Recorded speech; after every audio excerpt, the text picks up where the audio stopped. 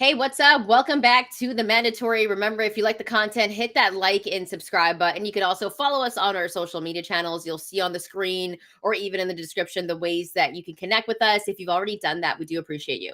Remember, we're on the audio side, wherever you find your shows, podcasts, you can find us there as well. And lots to get into on this episode. In the final segment, we're going to preview Chris Eubank Jr. and Conor Benn 2. We're previewing that of obviously the first fight, I think, was one of the best fights this year.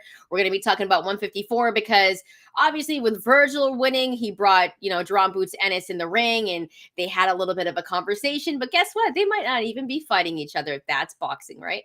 And I think we got to start off with the biggest news though. And this is massive, Brian. Boxing's been kind of going a little bit slow, but this news is great. We've been waiting for this. Jake Paul, obviously no longer fighting Tank Davis, and we were wondering who he was going to fight. Well, it turns out he's fighting, one of the top heavyweights still in Anthony Joshua. He's not like one or two, but he's top 5. Would you say, Brian? Still, you have to. Yeah. I think so at this point.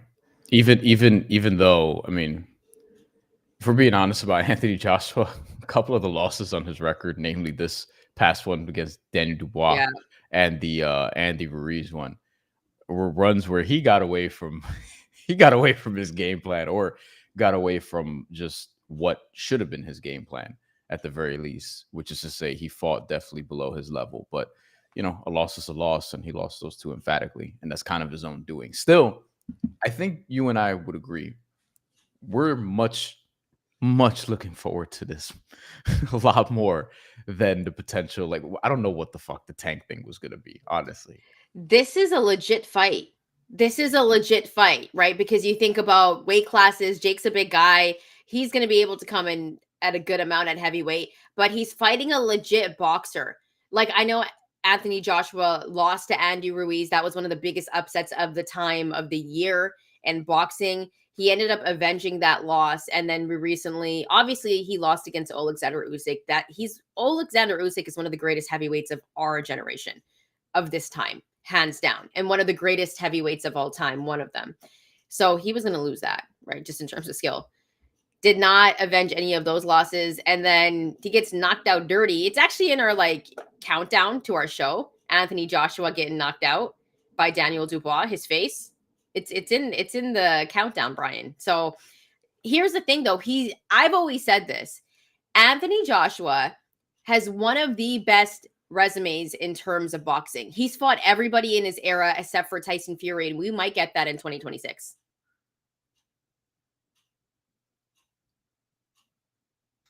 I mean, hopefully, but the thing is that these two have been circling each other for so long.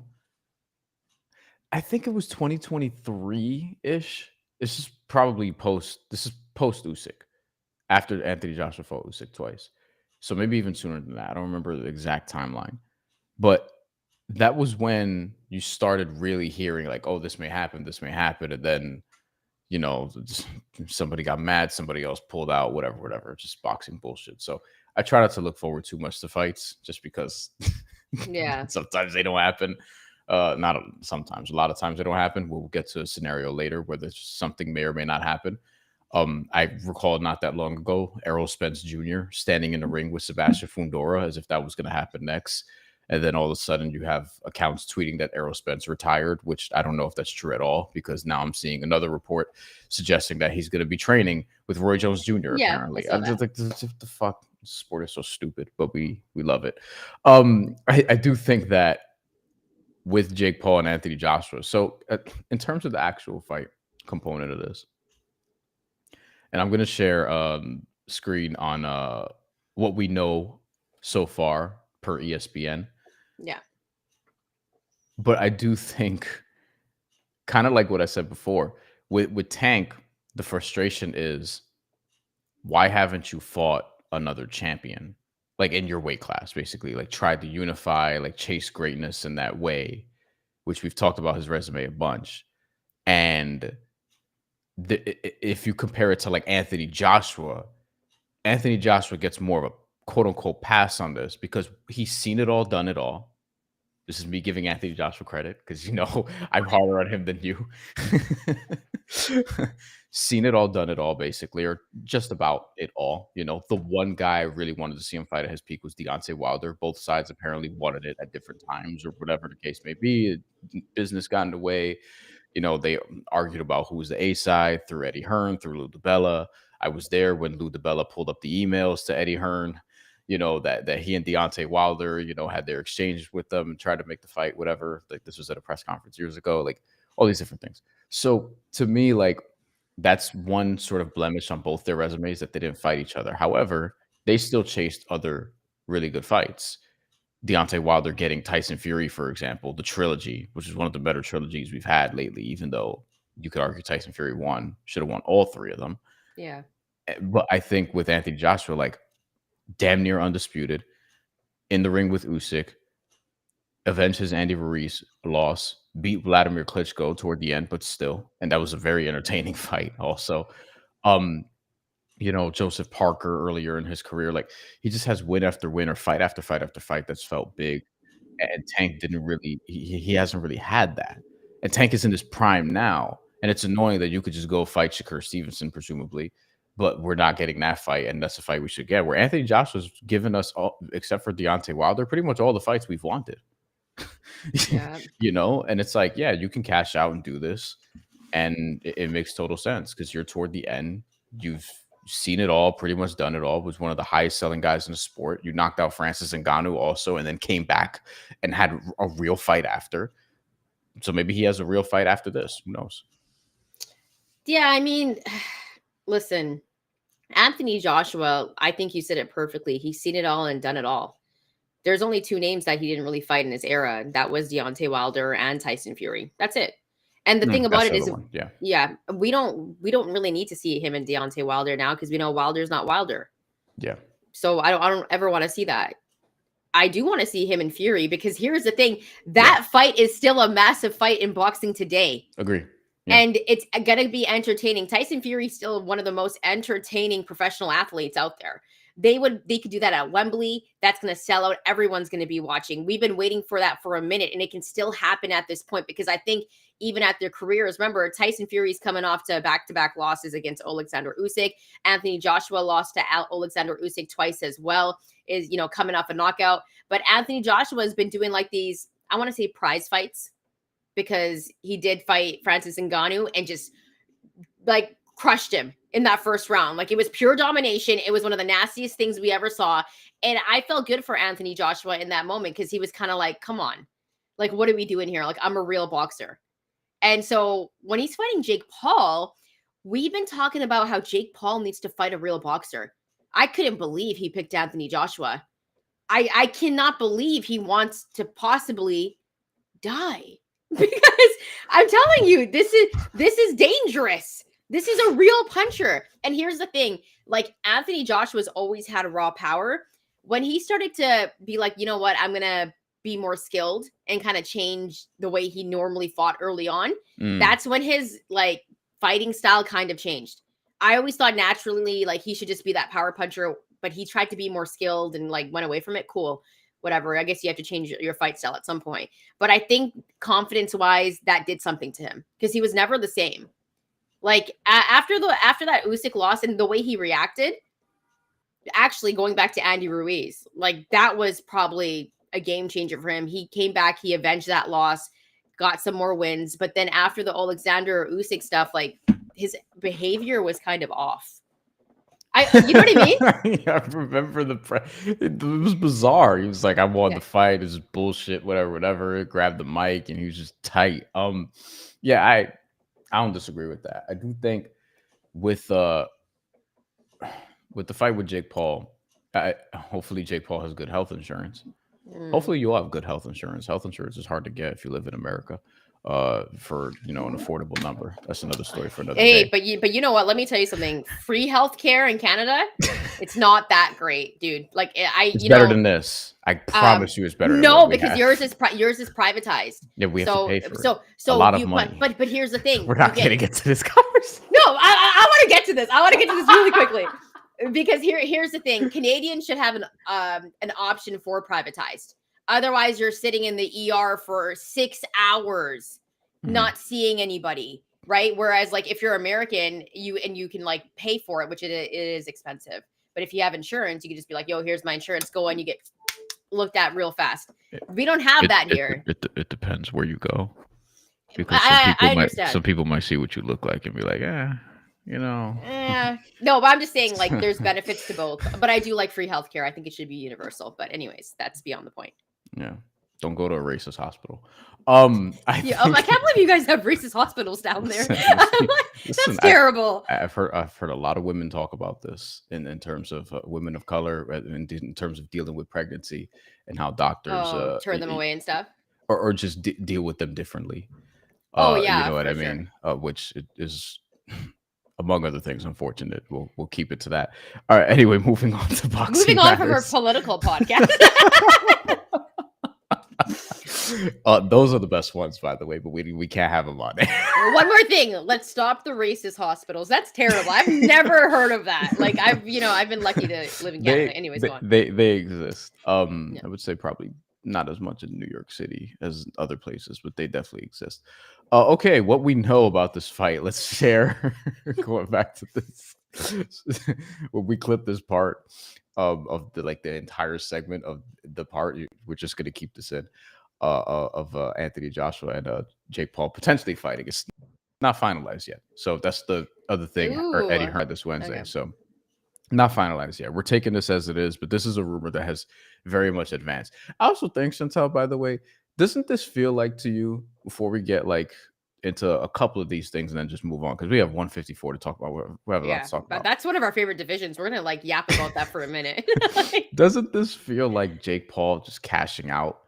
Like he's just kind of like, fuck it, I'll fight Anthony Joshua. Whatever happens. If he knocks me out, then you know what? I could say I did X, Y, and Z, because it does feel like he's transitioning into being more of a promoter, and maybe he'll still fight a little bit, but maybe I don't know if he'll try to be taken less seriously is the right way to put it. But this does feel like, let me cash out and make a ton of money, and then if I don't have to box anymore, I won't.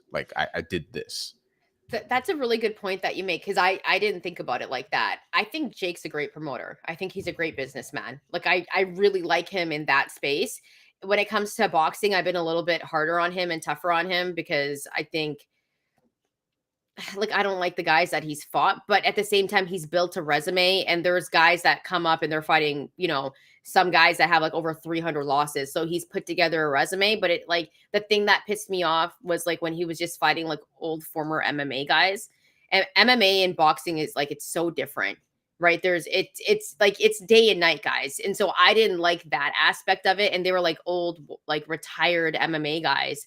So lately, he's picked better opponents, but this is the best opponent he's ever picked, ever. This is legit. In terms of him cashing out, he already has all the money in the world. So I don't know if he's just kind of yo, I want a real test and I want to put on a good show and just see what I have against a real fighter. Because here's the thing, whether you like Jake or not, he's gotten better as a boxer and he trains every day. He does take it seriously. So he does need some credit with that. But this is a real fight where we're going to see all those conspiracy theories.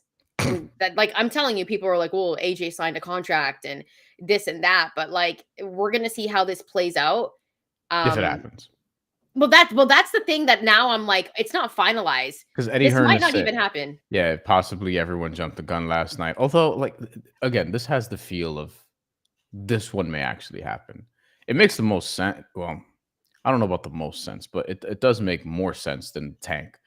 This is the most. That's the most dangerous fight for me right now. Jake Paul. We might have even said that. Jake Paul said this previously on another ESPN article we actually reviewed. I think it was last week.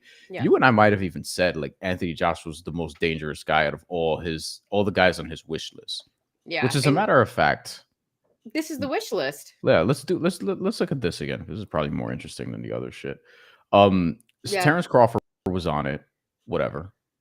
I didn't think we were gonna get that. Yeah. KSI. Nah, I mean, let's go over KSI. Come on. Alex Pereira. This one was the one that I wanted. Like, this is the one where I was like, if he's gonna fight a guy that does mixed martial arts, Alex Pereira is that guy. Dangerous, bro. Who is a great kickboxer, who has one pro boxing match under his career, and is regarded as one of the best just strikers in the UFC, period. Probably the best, probably the most frightening. And he's got like ridiculous power. Yeah. Like his power is like unbelievable. And he boxes. Yeah. He boxes. So he has one fight, but he probably boxes much more than the average UFC fighter in terms of their training regimen. Yeah. And depending on like what type of fight he's in, like guys want to get him onto the ground. you don't want him upright. You don't want him upright. Anthony Joshua, who we've talked about, Tommy Fury. So we actually got a comment about this. Travis KP Hall, welcome, says he fought Tommy and got his butt handed to him. The only real boxer and young. Yeah, and it's weird that like Tommy Fury since then, what's he done? Like I don't know. Reality TV. I don't know. You know what I mean? So like there were people saying ahead of that fight, like, is Tommy Fury the first real boxer he's fighting? He's a Fury, but if you look at his resume was as bad as Jake Paul's. You know, I'll say this. I don't think that makes the loss worse, actually, to your point, Travis. Yeah. You know what? That's true. It does make it worse. But the thing with Tommy Fury is like, he doesn't need boxing. He's good looking. He can go do something else. Like, I'm being honest here. The blue eyes got you.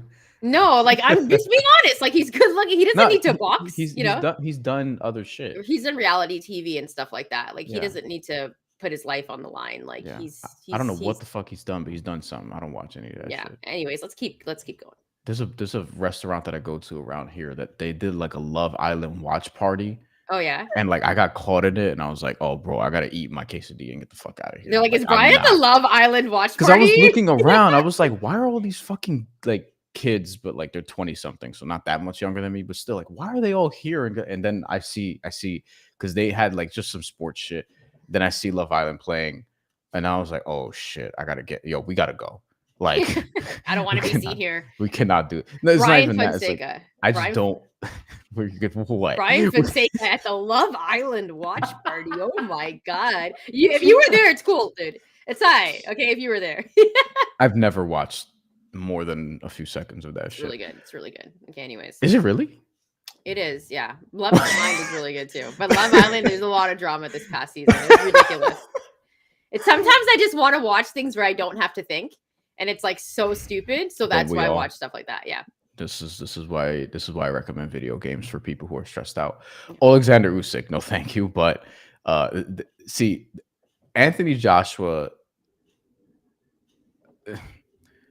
I don't know who's more dangerous, right? Because Anthony Joshua is just a bigger puncher, but also Alexander Usyk is better. Clearly, Alexander Usyk will break you down and give you a lesson and send you home crying. He could also knock you out. Yeah, with one punch. He did it to Daniel Dubois. Dude, he's the greatest heavyweight of our generation. Yeah. Like there's no way to put it. Like he would destroy Jake. Yeah. He destroyed Anthony Joshua twice, in my opinion. Yeah. So this was the other one where we were both like, so it was Pereira. And then we were like, Canelo, because they agreed to it before. And then Canelo's another, like, Anthony Joshua, seen it all, done it all. What's he going to do next? Well, why not fight Jake Paul? Like, I think okay, so I'm going to be serious. Like the Anthony Joshua Jake Paul fight is big, but Canelo and Jake Paul would be one of the biggest fights to make in boxing. I think it'd be bigger. Yeah, it would be one of the biggest. It would be. That's what I'm saying. It's bigger not than in AJ. Europe, not in Europe, but in most of the rest of the world. Definitely here, worldwide. Yeah, but here's another thing too. I wonder where they will do Jake Paul and Anthony Joshua. Will they do it in Europe? Because no, I saw that they were still gonna get. Vegas? They were gonna still do Miami. Oh, okay. I feel like they should do it in Europe. I don't know what logistics you have to move around to try to get Wembley Stadium in a short notice, but I do think people will come out for that. But because UK boxing fans are great. Like they'll come out and awesome. be like, wait, our guy is gonna knock out this guy. Yeah, exactly. Then it also becomes like a Brit versus American thing too. I hate to say it, but it does. Right? You know, I don't really root for Team USA when it comes to shit. But you're right. But he's also a fellow Puerto Rican. What am I saying? Oh, what? Come on. What am I saying there? He's your fellow Puerto got Rican. Me there. That was bad. He's both your nationalities. I'm just saying. I walked right into that shit. He has his entire business over there too. He's been there more than me at this point. You know what I mean? Yeah. But my question to you, Bryan, because of tax reasons. If Jake Paul does well in this fight, though, what would your thoughts be? Like, if he does decent, like, what would your thought? That's a question to ask, though. What would your thoughts be? Because I'm thinking he gets Anthony knocked Josh out. was carrying him. That's what my thought would be. But do they make it a little? Okay, but here's the thing: do they make it a little bit entertaining? Right? Like, do you give Jake three to 6 rounds? Because I think, if I'm being real, I think AJ knocks him out in rounds 1 through 3. Yeah, if I'm AJ, I'm doing what I did the Francis Ngannou fight. Yeah. All right, let's feel him out a little bit. Let's see. Oh, you're telegraphing that? Okay, great. Oh, you're not. You don't have your guard up after throwing your right hand? Okay, great. I know exactly what I'm gonna do. Mm-hmm. Like, we broke it down into how he sort of how he plotted this knockout many punches ahead, where he kept getting to the same shot, same right hand over and over. And Francis Ngannou wasn't doing anything about it. So he was like, all right, one of these is going to make you fall. And he just did it. So I wouldn't fuck around. And I think this is the thing I do like about Anthony Joshua a lot, is he really, really, really respects the game, which is to say he's not going to, at least I don't think so. He's not going to be out here just like what Tyson Fury did with Francis Ngannou, where he didn't take it seriously. He fucked around the entire time. You could tell he wasn't really in shape. He was just didn't. Where Anthony Joshua's going to be like, no, I'm really this guy, and I feel like I'm still this guy, and you're coming into my ring, so I have to teach you a lesson and put you out. And he'll do it. He'll do it very early, because I think he just respects the game and he understands. Like, I think he'll take it seriously to the point where, like the Francis Ngannou fight, where it's like, yo, I'm representing my sport. Yeah, I'm representing what I do for a living against this guy who has come in here and is attempting to take it over. Like, I think he would carry it that way based on what we've known about Anthony Joshua for years. Yeah, I mean, Anthony Joshua is not going to want to lose this fight. And that's why I think, for me, all those conspiracy theories get thrown out the window. Because if Anthony Joshua was to lose to Jake Paul, his career would be done. Jake Paul would legitimately get a title shot or a title eliminator after. Yeah, like, no, he would go up so quick on the rankings. It would be ridiculous. He'd be saying that he was the best in the world. We would not hear the end of it. Speaking of, before we close the door on this topic and slide on down to 154. Is Jake Paul even ranked? No, not in heavyweight. Not in cruiserweight. Yeah. Not at heavy. Well, he is at cruiserweight. He's 14. Oh, he is. 14 by the WBA. But it's a WBA, so. But Anthony Joshua is still ranked number 7 by the WBO. See it here below Jared Anderson, which is interesting. I would rank AJ above Jared Anderson. That is the dumbest thing I've seen today. But Jared Anderson's with top rank. Yeah, the WBO makes sense. Anthony Joshua's ranked number 3 by the WBC behind Daniel Dubois, okay, and Lawrence Collier. Okay. Is Collier overrated, or is it just me? Yes. No disrespect, but I don't know how you're number 1 in line to get a title shot after Ajit Caballero, presumably. It doesn't appear that Anthony Joshua is ranked by the IBF or the WBA at all. which is interesting. I mean, he got knocked out for the IBF title, so they just whatever. But just take him off a whole list. Like, he's better than a lot of those guys. Yeah, on the list. The thing I would say though is, more importantly, so if Jake Paul were to pull this off, like, yeah, they're gonna find any excuse to put him so that they can make that money. You know what I mean? Like, Jake Paul's going to be a bigger moneymaker than most of the guys we're looking at here. It just is what it is.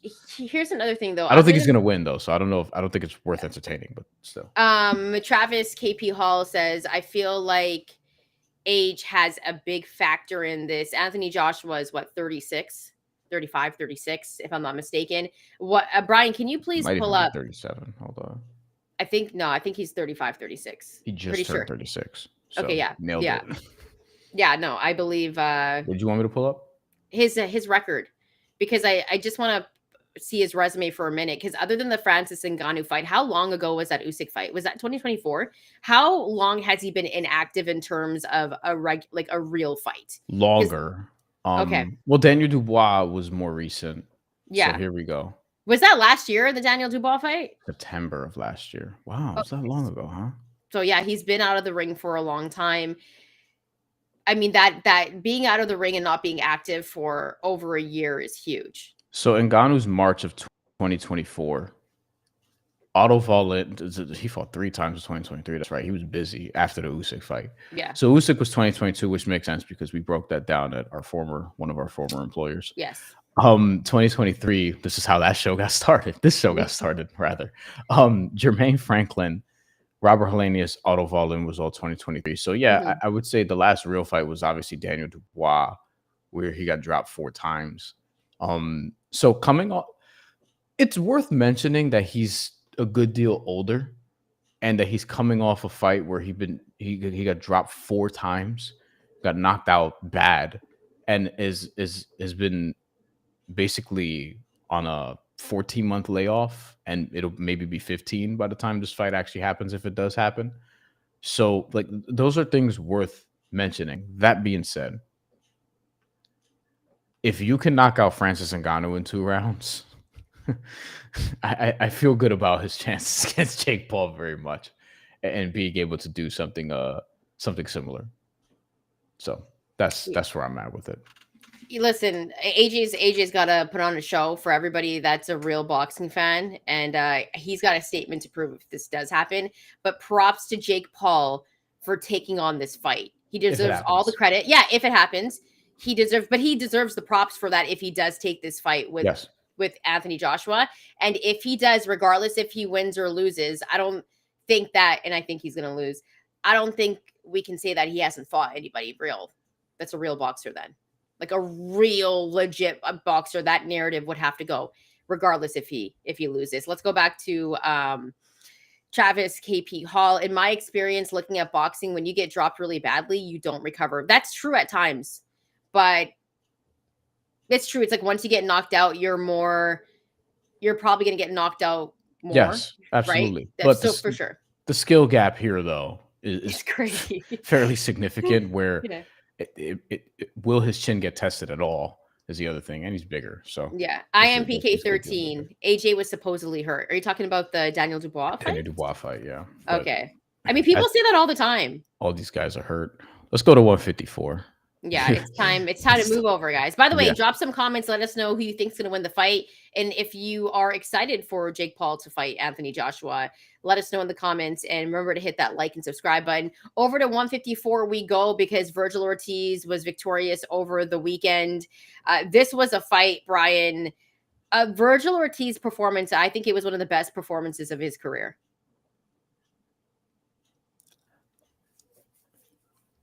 Yes, considering the opposition.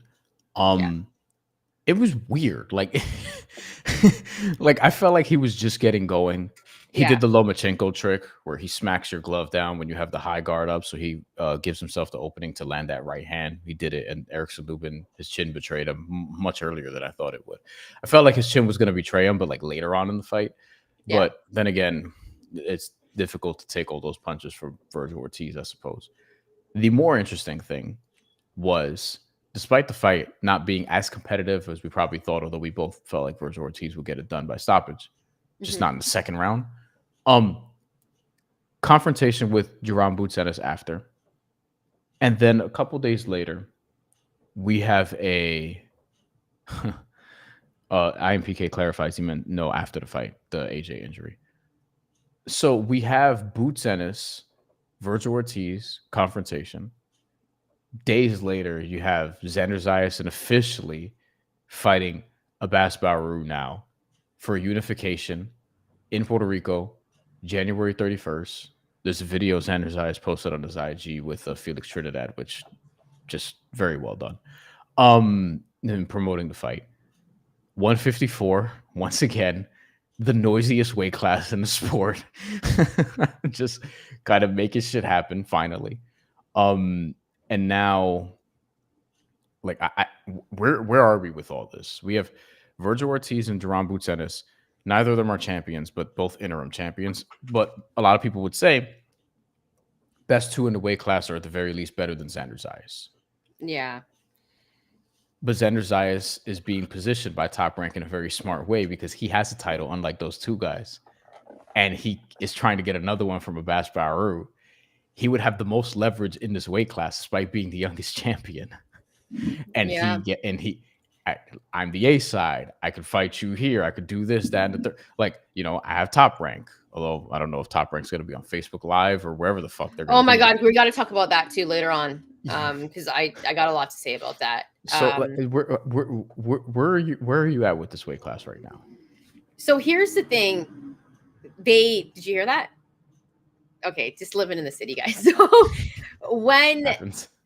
So when they came into the ring, and here's the thing, like Jaron Boots Ennis' team like really, really protects him. And I'll say this, we were trying to do an interview with Jaron Boots Ennis, and their people emailed us back. And they were like, I'm just going to tell you guys, because, anyone that watches the show at this point, you're fam. They were like, what are the questions you guys are going to ask him? You don't ever really do that for an interview. I forgot about, when was that? This was like after we had gotten a few boxers on and stuff. Like we had, maybe we already had a year or so ago, maybe a little more than that. I forgot about that. And so that to be fair, it's bullshit, first of all, but a lot of people are doing this now because they feel like they shouldn't, they don't need to do the interviews or whatever, which is also why we don't fucking do that many interviews. We don't like dealing with. But here's the thing. A lot of people do it when they have that certain cachet. At this point, when we asked, this was like 2 years ago, essentially. He wasn't even a champion, really. No, there was a conversation. Like he was like next up. It was during the time where everyone was talking about how Vergil and Boots were going to take over the welterweight division, that they were the next kings up after Bud and Spence. So even before then, we were just trying to talk to Boots, and his team was like, send us all of the questions. And I literally wrote, like, one of the questions was like, you obviously want to fight Boots. Do you see that fight happening or something like that? They never got back to us after that. They never, you know what I mean? But whatever, that's not the beef. The beef is just, it's no beef, but it's just more like he's so protected that, like, sometimes I think he's the one that's ducking. You're not the only one. Other people have said this too because of how negotiations look for previous fights, namely the Vergil Ortiz one that didn't materialize earlier this year, which we talked about. I guess the level of sincerity in the stare down, like, again, we've seen stare downs between dudes who didn't end up fighting. You know what I mean? Like we've seen this. I just mentioned Errol Spence and Sebastian Fundora earlier. There's countless other examples in boxing. There's one in the UFC between Brock Lesnar and The Undertaker, bizarrely, that never ended up happening. Like, stare downs don't mean shit, essentially, Like, he came to the fight. He came to Vergil's fight. Vergil's like, yo, get in the ring. They have a little bit of back and forth. I don't actually think Boots was entertaining in that fight. And I'm in that, like, back and forth, because I think Boots is just like a pure boxer where he just wants to box and, like, beat everybody up because he's that good. But I'll say this, like, I think Vergil wants the fight, but then his team is like, well, we might as well fight Spence. That's the bigger fight. Is it, though? Because Spence isn't Spence anymore. But here's the thing. I think it looks good to have Spence on your resume. Now? Does it? Do you think it doesn't hold in more weight? It's been over 2 years. Yeah, I guess you're right. I guess it's because, it's like Keith Thurman, if that's the case. Like Keith Thurman was about Keith Thurman. Keith Thurman was look. He's at least won a fight within the last few years. Yo, you know what's wild is Bud destroyed Spence's career, whether you want to hear that or not. He did. I mean, hate to say it. You could argue the car accident did that, unfortunately. Yeah, but I just mean people had Spence winning that fight over Bud. Beforehand, obviously, yeah. And the way that Bud annihilated him in the ring, dropping him 4 times. Like, if Spence was going to lose, I didn't think he'd lose like that. But I'll say this. They're saying that Vergil and Spence might fight over Boots and Vergil. And I think that's dumb. Like, just fight each other. Like, just make the fight happen if you guys are saying that you want to fight each other. Yeah. And at some point, one of y'all have to get like a full title. Yeah. If it's funny because I wonder if Top Rank and Xander kind of just checkmated Boots, because Boots literally won the WBA interim title. Abass Baraou won the full WBA title earlier this year, like in the summer, against Yoenis Tellez. And after that, it's like Boots is supposed to, all right, he's the interim. He's supposed to get the opportunity. But Xander's like, no. And Top Rank is doing the unification. So now Boots needs an opponent. Vergil also, like, if Sebastian Fedora is still going to go through with the Keith Thurman title defense for the WBC, Vergil needs an opponent. So yeah, you guys once again need each other. This is actually the perfect time. Even though neither of you have a full title, who cares? Like we all know how meaningful this fight would be, and despite the fact that Xander Zayas is fighting Abass Baraou, and despite the fact that Sebastian Fedora would fight potentially Keith Thurman and Bakram Murtazayev fighting Josh Kelly, this would be seen as the best fight in this division: Boots Ennis versus Vergil Ortiz. I think it's one of the biggest fights to make in boxing. Yeah, and one of the best fights to make in boxing. And it's not for a title. Yeah. You know, all the other fights are title fights, but it goes to show you like how people look at these two dudes and what they've done to this point. In looking at this fight, I mean, I still kind of favor Boots' skill, but I'd like to know if he has a chin because Vergil Ortiz can do that. Yeah, so this would be the biggest puncher that Boots has ever fought. Easily. Yeah. So this would be a real test for him. I'm still leaning with Boots, like by a slim margin. That could change if the fight happens in its actual fight day, because I think you could also argue that Vergil could be the best in this division. But there's a guy from Puerto Rico, Xander Zayas, who is all around skilled. Like all around skilled, hasn't even filled his body yet with power. He hasn't filled out yet, in my opinion. I think Xander's still young. How old is Xander? 23. Oh my God. I think he's going to be a middleweight like pretty soon, which is also why I think they're pushing for unification right away. Yeah. I think they all know like he's going to be a big kid. He's going to fill out some middleweight and maybe beyond that. Yeah. And listen, I've said this before too. If Boots and Vergil don't make this fight, then they're just wasting everybody's time. And Boots might as well just go up to 160 and fight Bud. Like that would be entertaining though. I'd watch it. Boots has been wanting to fight Bud. To be fair, if Boots fights like a bullshit opponent, right? Which like he probably will. Because that's all he does. That's all he does is fight bullshit opponents that we don't want to see. It's the truth. When was the last time you were like, oh my God, Stanionis? Yeah, but even then, I do regret being higher on Stanionis going into that because I overlooked the layoff. That was the thing. I think Stanionis is actually a great fighter. I'm actually very high on Stanionis, but it was the layoff, dude. Like if Boots fights Yoenis Tellez or Pavel Sosalin, right? Because of the rankings indicator. But the WBA won't do this because they're not really the most consistent organization. But imagine if Ennis fights Madrimov. Well, let's say Xander beats Baraou, which is not a given, by the way. Like Abass is good. His only loss was bullshit against Jack Coquet. He should have won that fight. But regardless, let's say I hate to say it, Boots should just fight Keith Thurman. Like I'm being serious. Like I've been against Keith Thurman fighting, but now I'm like Boots is only fighting bullshit opponents.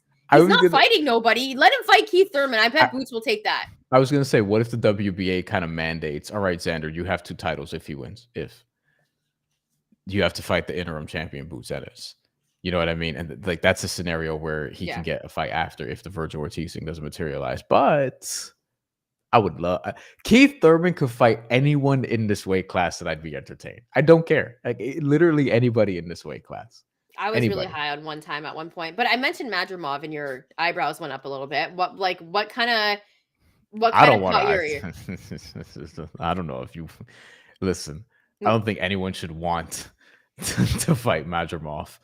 You know, take advantage of the fact that he has 2 losses on his record and just avoid him for the time being. I feel like that's all that Boots does.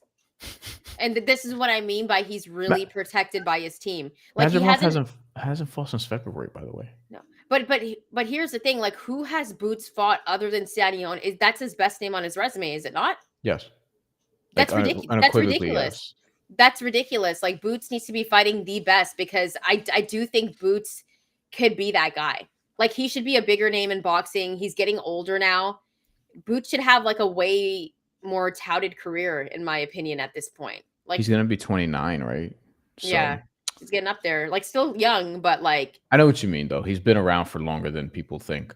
Stanionis, and look, to be fair, Stanionis it won't show here because WBA and BoxRec they got that beef, but look, he was a champion, right? Now I think that's a real win. Karen Chukadazan, people have commented at us, a couple of people in the past, like, yo, he's actually underrated. The stat at 3rd. I don't doubt he gave Boots some work in some rounds. I was surprised. That's the surprising thing, right? Like, don't let this 119-107 card fool you. It was not that. I've always liked Roman Villa. Like, I've always liked him. I know he's not like a level fighter, but I've always liked him. I think he's tough. Yeah, the only guy here who's like definitively at least B level would be Emma Stanionis. B is really good, by the way. Like if you have a B in college, that's like a good GPA. So I'm not even trying to be disrespectful. I was trying to get the Bs.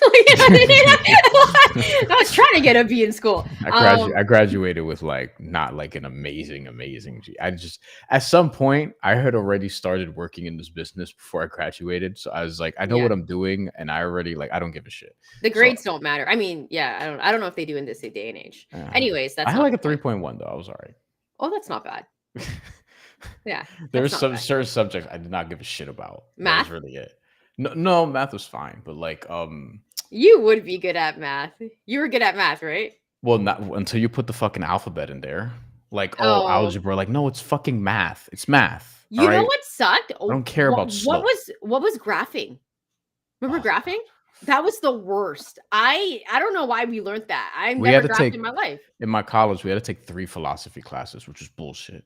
It was so fucking stupid. I got to look at my curriculum to see what pissed me off the most, but philosophy was definitely up there.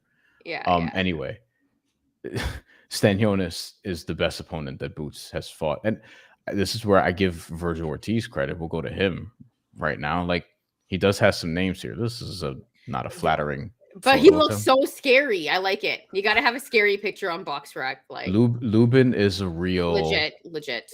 Madrimov. He was coming off the Terrence Crawford fight, but still tricky fighter. Could have been a draw. Sergey Bohachuk could have been a draw. That was one of my favorite fights. That was one of my favorite fights in 2024. Yeah, I love that fight. It's really just those 3. I don't think Michael Mickinson is as good as some of our friends in the UK believe. But heading into that fight, like he had some regard as like an up and comer. He was undefeated at the time. It's really just those 3 for me. By the time he fought Mo Hooker was not quite. Yeah. Like he was already like falling. And it wasn't his natural weight class either. Like he had moved up. I think Vergil has a better resume than Boots. Easily. Because you have some names here, right? Like Mauricio Herrera, like a lot of these guys are past where they were their peak. Yeah. But still, like Mauricio Herrera is a name. Antonio Roscoe had some moments. Brad Solomon was actually a nice up and coming welterweight at one point. I don't know what happened. And then Vergil Ortiz happened. You know, Mo Hooker, as you mentioned. And then over here, I mean, Mean Machine at the time had only lost to Terrence Crawford, a fight he was competitive in. And this was just 2 fights later. It was 2 years later, but that was seen as like another real test for Vergil that he aced. So yeah, he has much better wins. If you pair up the best 5 wins of their careers, like Vergil Ortiz is gonna have, some people would say the top 5. I would say 4 of the top 5. You know, like his resume is just better. And it doesn't mean he'll win the fight. It doesn't mean he'll win the fight. We don't know. Like that's a real 50-50 to me. Yeah, that it's a legit 50-50. Honestly, I still give Boots the upper hand. I don't know why. Like, I'm very, very high on Boots. So it's crazy. Like, I think I should be leaning towards a little bit to Vergil, but I'm very high on Boots, where I think Boots can beat anybody. 4-inch reach advantage. He's so skilled. He's so skilled. He does have power.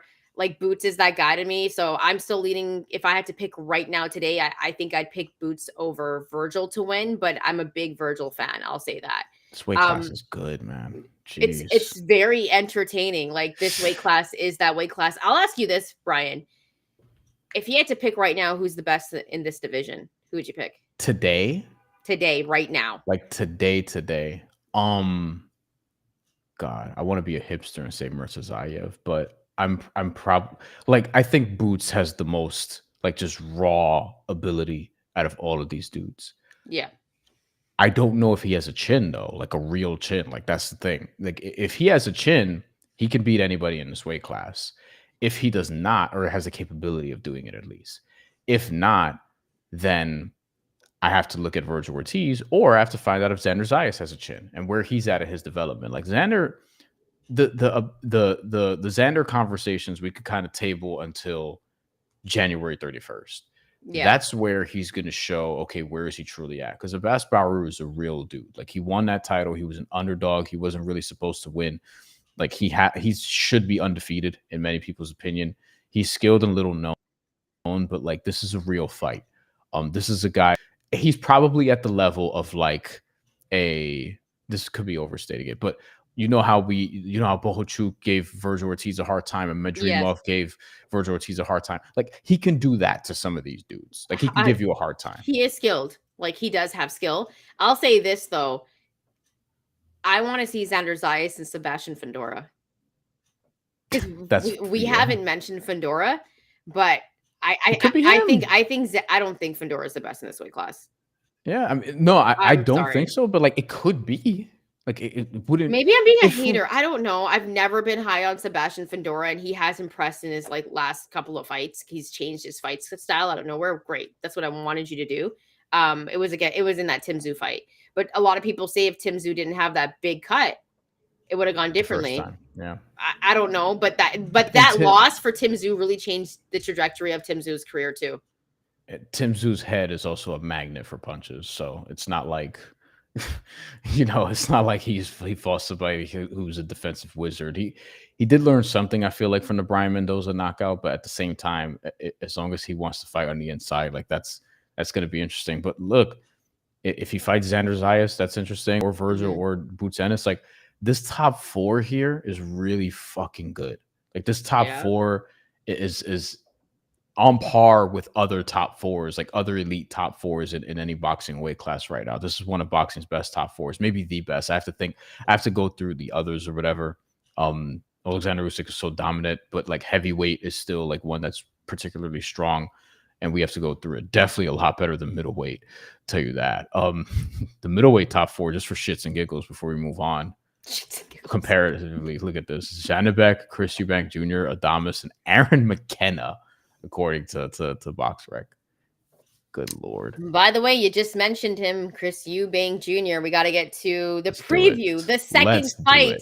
I'm excited for this one, Bryan. I'm not going to lie to you. I think this is going to be just as entertaining as the first fight. The first fight, I think you could argue, was one of the best fights this year, if not the fight of the year. And the guys are running it back. I thought they'd take some time before they gave us a rematch, but they're hitting us with the rematch. What are the odds? I want to bring up the odds if you have them really quickly, because I think that's important. Obviously, Chris Eubank Jr. won the first fight. It was a back and forth fight, one of the most entertaining ones. And remember, these guys, their dads had history, right? There was a lot that went into this fight.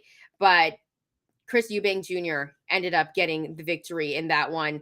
And very, very entertaining fight. Do you have the odds up at all?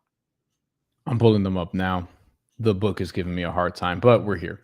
Chris Eubank Jr., Conor Benn. This is going to take place Saturday afternoon. So if you're on the East Coast, the West Coast, if you're stateside, just beware of that because it's going to be, again, at Tottenham Hotspur Stadium. So it's going to be in the UK. Probably around like, I don't know, like 2 o'clock on the West Coast, maybe. Yeah, 5-ish for us. Yeah, afternoon. So it says right there, Chris Eubank Jr. is a -174, and Conor Benn is a +138. Is that right? Yeah. Oh, my eyes are good because the screen's small right now. I will say that. By the way, it's the way they made it look, honestly. By the way, guys, Chris Eubank Jr. did win that by unanimous decision, if I'm not mistaken. He won the first fight by unanimous decision. All 3 judges made it a little bigger. There we go. Thank you. That's better for older people like myself. Not old. I do have 20/20 vision though. I gotta get my eyes checked. I have glasses, so okay, gotcha. I need to update my prescriptions. So I feel like this line is pretty fair, Brian. Yes, I think 2-1 would be generous given the last. I don't find myself wanting to bet on Conor Eubank. Conor Eubank. It's not even early on the East Coast. We've been talking for a long time though, and so sometimes that happens. Conor Eubank would be sick though. I gave them a love child to end their rivalry by. Let me not continue that analogy. It's about to go left. Go ahead. Method of victory: Chris Eubank Jr. to win by decision +175. That's not bad. Those odds are good. Knockout. +175. Knockout +230. We almost got a stoppage last time, but I don't know about that. But we had several that just rocked over and over, like it was ridiculous.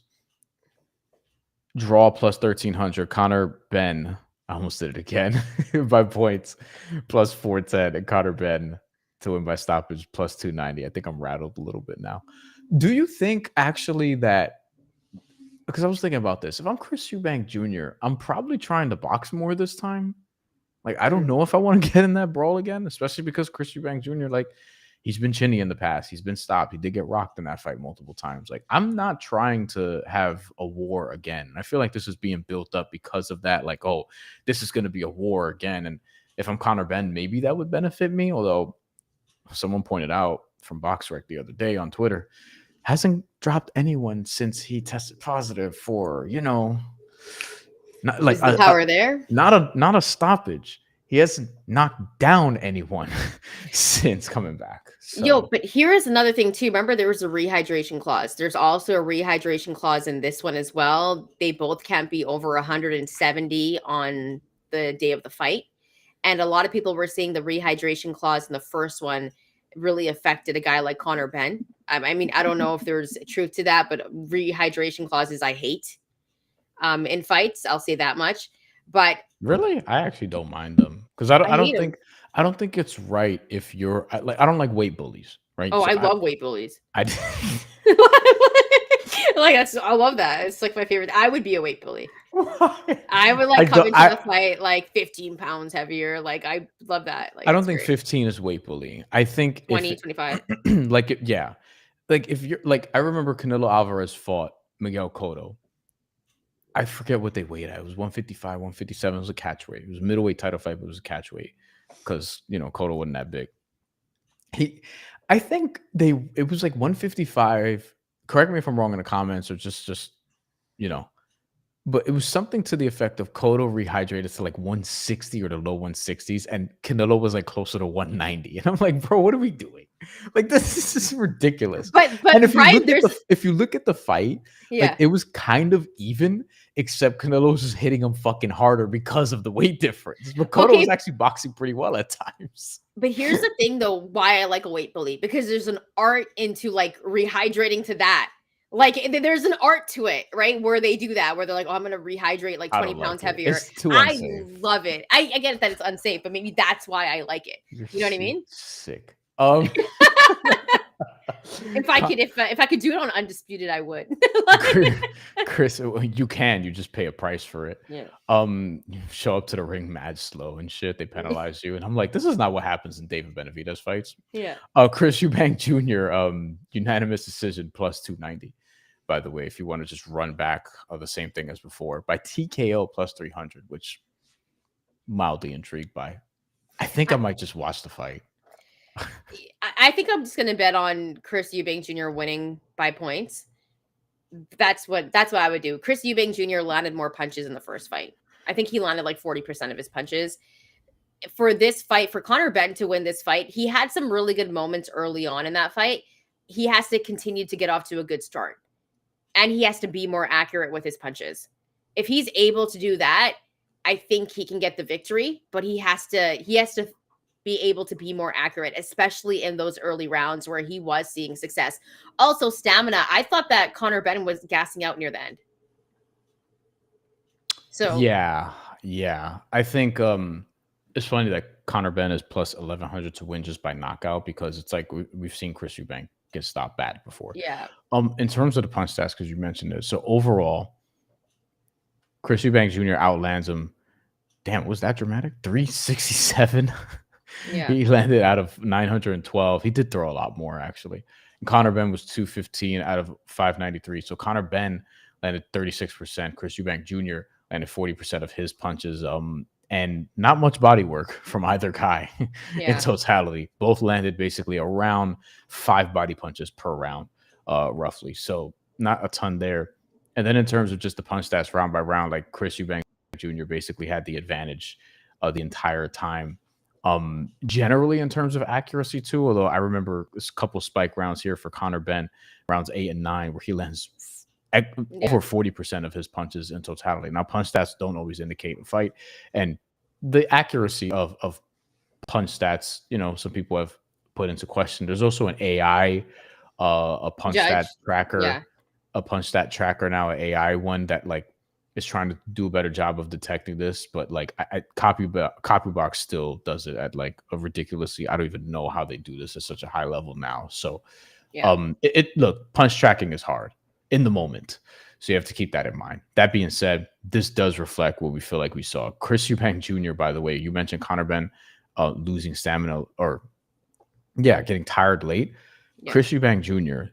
from rounds 8 on through 99, 87, 104, 109, and 122 punches in each round. Like he got to 122 punches thrown in a round. That's 180 seconds. It's crazy. Like every second or I'm trying to do the math in my head really quickly. It's just I'm tired. I had a late night. I went to sleep at like 2 after getting back for the Knicks game. It's just ridiculous. There were 122 punches in that. He went and got it. I like Chris Eubank to win in the rematch. That's where I'm at. I think Chris Eubank, in terms of skill, is a good fighter. Like, I actually really like Chris Eubank Jr. And even in the 160-pound division, I think there are some interesting fights for him. I think he gets it done again against Conor Benn. But I think Conor Benn has, an ability to possibly adjust in this fight. It just depends how he starts off and how accurate he is in this fight. Is it going to be very similar to the first fight? I hope so, because it was very entertaining. In my opinion, it was action-packed the whole entire time. Stamina is going to be key. Accuracy is going to be key. But I think Chris Eubank wins by decision. What about you, Brian? How do you see this one going? I probably lean decision also. I don't know if it'll be the same style, but I do think Conor Benn will feel like he should be pushing the pace. The interesting thing is this. FanDuel doesn't fully expect or know what to sort of do with the punches landed. So it's just mentioned Chris Eubank Jr. landed 367 punches in that last fight. If you don't think it's an anomaly, 350 plus punches landed is plus 470. Yeah. He got to 367 last time. 300 plus is 185. Like this does feel like if you do think we're going to get a similar fight, this feels like an exploitable market, because even 250 plus, which is a fraction, a healthy fraction, but a fraction of what Chris Eubank Jr. landed last time is minus 155. Then you go over to Conor Benn. Conor Benn total punches landed, and you could do it round by round. Oh man, okay, I might be throwing some money in this fight because this is interesting. I like the round by round betting. Conor Benn almost did it again. God damn it! Oh my god, yeah. Conor Benn landed 215 punches in the last fight.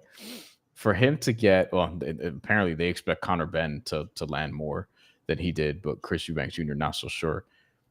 225 plus, so 10 more at least, minus 145. So you get less value on Conor Benn there. You have to think Conor Benn's basically going to just push it more. I think he will. He has to. Like, I really do. Like, I would bet on that. I think if Conor Benn to win the fight, he has to push more. He has to throw more punches, but land more punches. He has to be able to land more punches, be more accurate in this fight. And I think if he gets off to a good start, like he did last time, but continue that on, don't fade late, Conor Benn has a chance in this fight. And I think he'll land more punches. Total knockdowns 1 plus, minus 192 plus 175. I'm not touching either. No, I'm not. But I think there might be a knockdown in this fight. Maybe. Because these guys like had an absolute war. Like they had a war last time. So I'm excited for this fight, Brian. We're both taking Chris Eubank Jr. to win by decision. If you're taking Conor Benn or if you're taking Chris Eubank, regardless, let us know. Drop in the comments who you're going to be taking for this fight and how you're going to be betting. Also, if you're taking Conor Benn by knockout, just drop your slip. We want to see it, and then we want to give you props. Brian, before we move away from this conversation and before the show ends, I quickly want to talk about Top Rank, if that's okay with you. Top Rank's broadcast rights. Oh boy. I don't know if you have. I'm pulling it up. Okay, great. Right now. Great. So Top Rank doesn't have a broadcast deal, right? Their broadcast deal, I believe the last fight for Top Rank on the broadcast deal for ESPN was the Xander Zayas fight. Yes. In the summer. Actually. Okay. Late July. So it's been 4 months. We're in November. In a way, fought on Facebook Live. Disgusting. Absolutely disgusting.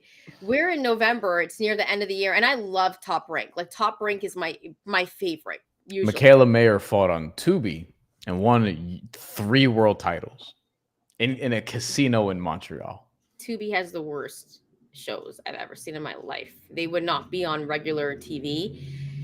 Okay, so Brian, why don't you just tell everybody what's going on? Yeah, what's going on here? I'll take it away from here. Man. So there's a card. If you don't know, because you might not know, it's entirely possible you don't know. And we also have people who watch the show, who follow this program, who are not particularly diehard boxing fans, who just vibe with the show, which we appreciate very, very, very, very much. In Mexico, this Saturday, so sometime after the potential fight of the year rematch, with Chris Eubank Jr. and Conor Benn, you'll have to go looking for this one. This is going to be in San Luis Potosi in Mexico. Lindolfo Delgado is fighting Gabriel Golaz Valenzuela. You have Rafael Espinoza in the main event against Arnold Kagai, which you see here. Featherweight championship fight. Maybe Chantelle's favorite fighter right now, Rafael Espinoza. Yes, that's why I'm disgusted right now. Emiliano Vargas is fighting, Richard Torres Jr. is fighting, and Julian Montalvo is fighting. Those are the fights. Those are the 5 fights. Dude, like you want to see all of those fighters. You want to see all of those prospects. Like this is a great card. Yeah. Stay busy fights for the prospects. Showcases in Mexico. Richard Torres Jr.'s first fight in Mexico, which I'm really excited about how he's going to be received. So on and so forth. So you have this. And this is how, so it's the same thing as the Michaela Mayer fight that we saw last month. I guess it was 2 weeks ago, so not totally off there. To watch the fight, you see it here. Option 1, download the Roku app and find Top Rank Classics channel. Option 2, Vizio. Turn on your Who has Vizio? Turn on your Vizio Smart TV. Launch Watch Free Plus. Find Top Rank Classics under Sports. They're giving you a whole outline on how to find this, right? By the way, it's at 8 p.m.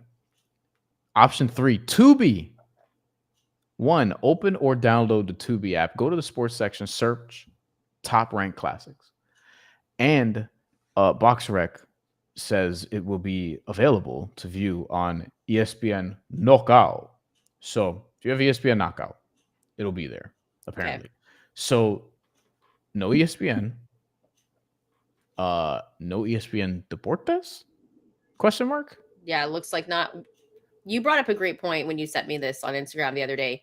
Why is it not on YouTube? Just stream it on you. You have people. You have the money. I don't understand why. Presumably, all these other places are paying you, or there's some sort of partnership. But like, look at how much work this is for people. And granted, like, is it a ton of work? Maybe, like, maybe not. But ultimately, y'all just want to flip on a fight. The easiest thing would be like, I have the YouTube app. Great.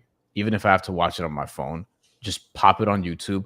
Pro Box TV literally does this. Yeah. To great success with fights that are not as big because it's Pro Box TV, and they're kind of like the new Showbox / Friday Night Fights, where they're putting on these ultra competitive fights that really boxing diehards are watching. Like you have, which is great. Like we love Pro Box. But here with Top Rank, it's like, yo, this is a title fight. This is one of the most exciting 5 to 10 fighters in the sport in Rafael Espinoza. Richard Torres Jr. is one of the best up-and-coming heavyweight prospects, and prospects, period, actually, in the sport. So is Emiliano Vargas, and Lindolfo Delgado. Like, why is this on, like, Tubi? You have YouTube. You literally, hey, Cynthia Poncher, you wanna do play-by-play for this? Great. She might anyway, by the way, right? Yeah. Like, it's like, yeah, she's done it on YouTube before. It's, get Cynthia Poncher and Timothy Bradley together and put somebody else in, find Bernardo Osuna. You have the people. Like, I don't understand this. Yeah, I think it would have been easier and more accessible. Who has Vizio? Like, what's going on here? Like, I think Roku isn't free. I'm not quite sure. I know Tubi is free. I know people with Roku. Okay, yeah, I know people with Roku. Who have access to Roku, but not many. Yeah, I know it's not free. That's like extra that you have to pay for to get all of the things. But Tubi is free. I unfortunately have it. I never use it, but I just have it because of Google Chromecast. It comes with it. So it's just like, I'll be able to watch it, but I'm not. This is ridiculous. It should not be like this for a Rafael Espinoza fight that he's headlining. This is for a title. Like, this is unacceptable. And hopefully by the new year, Top Rank will have a deal. Because Bryan, this is the most ridiculous thing I've seen. Like, at this point, just go to DAZN. I don't care. Just go anywhere at this point. Like, that's where I'm at. I'm just looking through the comments just to see what people are saying, but just nothing egregious on this post. But there was some egregious shit on another post at some point. Yeah, it's just ridiculous. Like, yeah, someone just wrote Tubi is free usually, so the fight is free. Like, people don't know. Someone says yes, but I guarantee you the person doesn't even actually know that. Also, weird to follow that many accounts on Instagram. No judgment though. I think, yeah, I mean, it just is what it is. Like with this Top Rank situation, like, get a deal, man. Like, get a deal, or just start doing it on YouTube. Like, here's the card in full, as mentioned earlier. Bob Arum, Fernando Beltran, and we have just Top Rank putting together a card here. I worry about the Xander Zayas fight. Like, is he gonna actually fight Abass Baraou on a fight that's like on Tubi? You know what I'm saying? Like, I don't want to see that. I don't think anybody does. No disrespect to Tubi, but like, come on, bro. This is a great card with some very good prospects. Drop your comments. Let us know how you feel about Top Rank trying to stream everywhere. That's not really accessible. I don't know. Just let us know. Drop your comments. Where do you think they should go? We've had this conversation before, but nonetheless, Bryan, I think we got to wrap it up for today's show. We'll be back sometime next week. Obviously, a big fight week coming up next week, so we're going to be breaking down some fights. Enjoy the fights this weekend, and make sure to hit that like and subscribe button. Also, thank you so much for rocking out with the show. We can also find us on the audio side. So if you got a couple of minutes, leave a rate and review. Any final thoughts, Bryan, before we get out of here? Just went through the Xander Abass Baraou title unification press release, my email, and I'm not seeing anything as it relates to where it's going to air yet, just that it's in PR, which if they don't know, they shouldn't announce it yet. But and they would tell you, like ESPN, you used to know, like, oh, this is going to be on ESPN. This is going to be on ESPN Plus. Like, it would be made clear. Now, wait and see. Wait and see.